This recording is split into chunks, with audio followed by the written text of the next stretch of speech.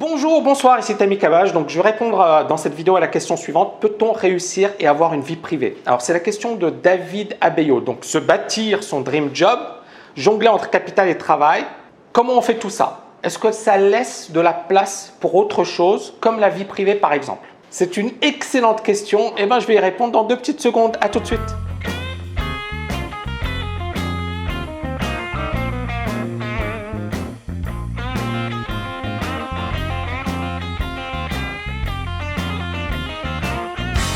Alors, il y a beaucoup de personnes qui n'iront pas très loin dans le domaine du trading, dans le domaine de l'entreprise et même dans d'autres domaines parce qu'elles trouveront difficile le fait de jongler entre vie privée et vie professionnelle. Moi, personnellement, je suis adepte d'un certain équilibre, mais je pense aussi que cet équilibre est fragile et qu'il est important d'être déterminé dans ce que l'on fait.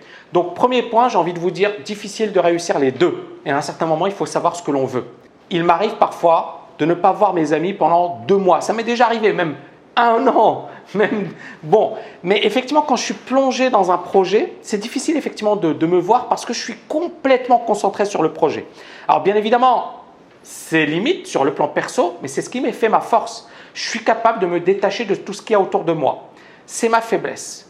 Pourquoi? Parce que je vais totalement disparaître de la circulation. Et comme vous le savez, effectivement, avec des amis ou une relation, ça s'entretient. Et moi, je sais que c'est mon point faible, et je le dis franchement, c'est mon point faible, et je suis très mauvais dans cela. Et donc, à partir de là, voilà, il faut le reconnaître. Chaque personne a ses points forts, chaque personne a ses points faibles. On est tous différents, et donc on a tous des points forts et des points faibles.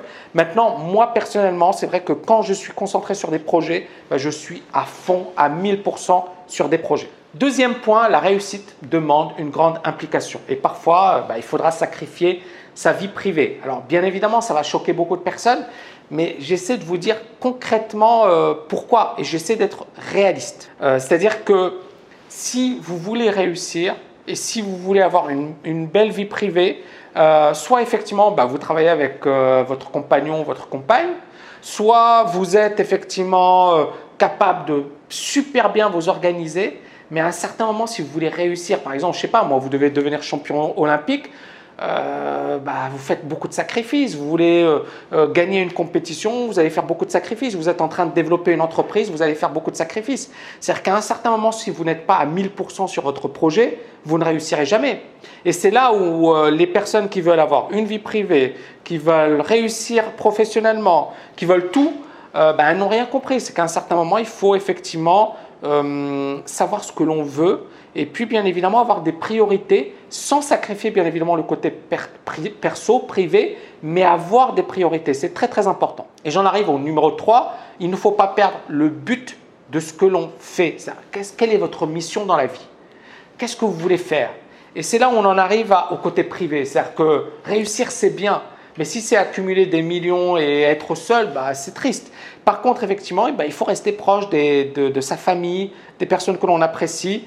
Ça fait cliché, moi je vous l'accorde, mais je pense que c'est super important et c'est quelque chose qu'il ne faut pas négliger. Donc la réussite, elle est importante et il faut effectivement consacrer du temps, mais il ne faut pas oublier le côté privé parce que ça vous permet d'avoir un super équilibre. Personnellement, j'ai connu la solitude, les moments difficiles.